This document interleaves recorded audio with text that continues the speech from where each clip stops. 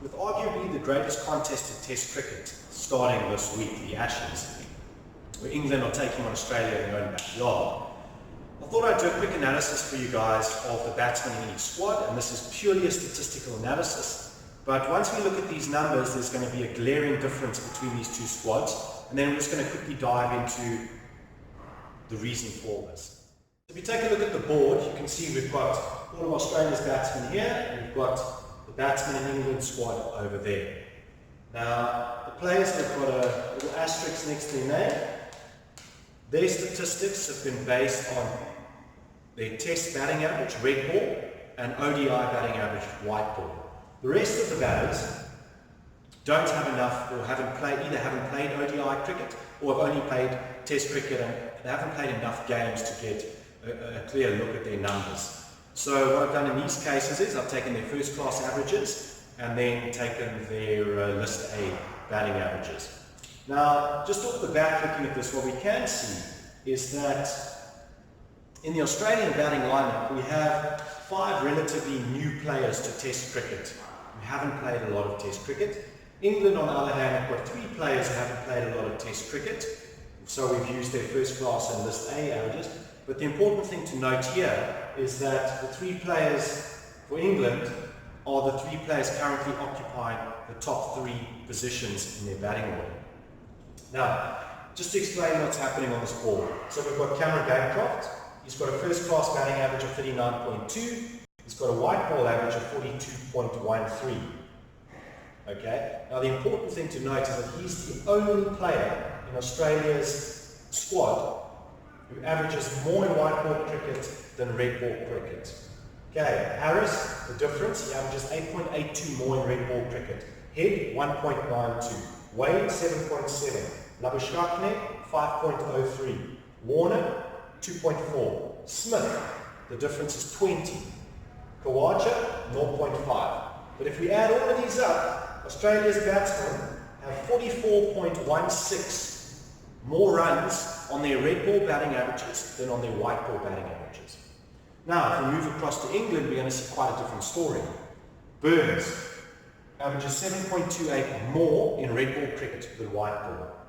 Roy averages 0.88 less in red ball than white ball. Denny averages 0.73 more in red ball than white ball. Now, this is where the stark contrast starts to clearly be seen.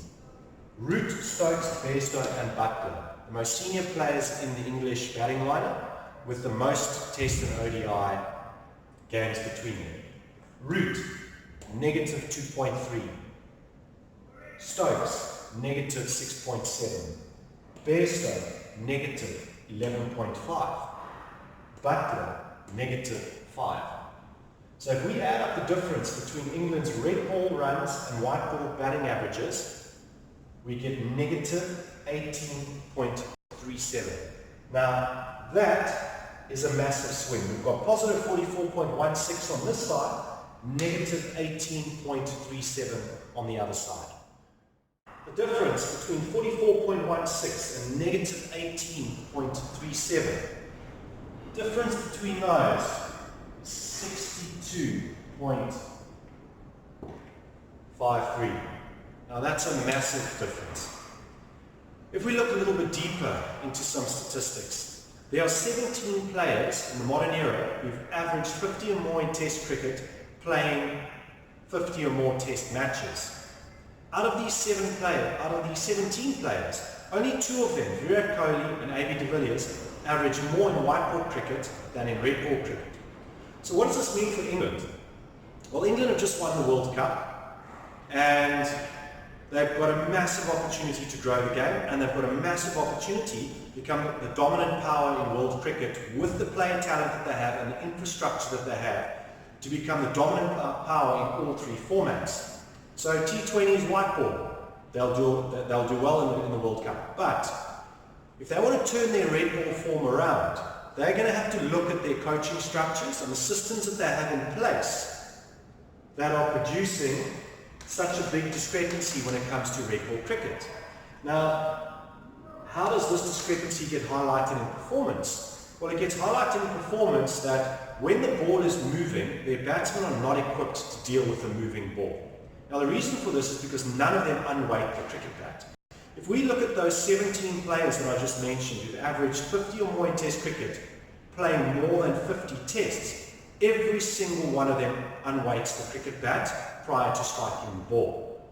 Now that can't be a coincidence. So if England are serious about stopping the 85 all-outs against Ireland, the 77 all-out against the West Indies, the 58 all-out against New Zealand, and then there have been numerous other collapses over the last 24 months alone.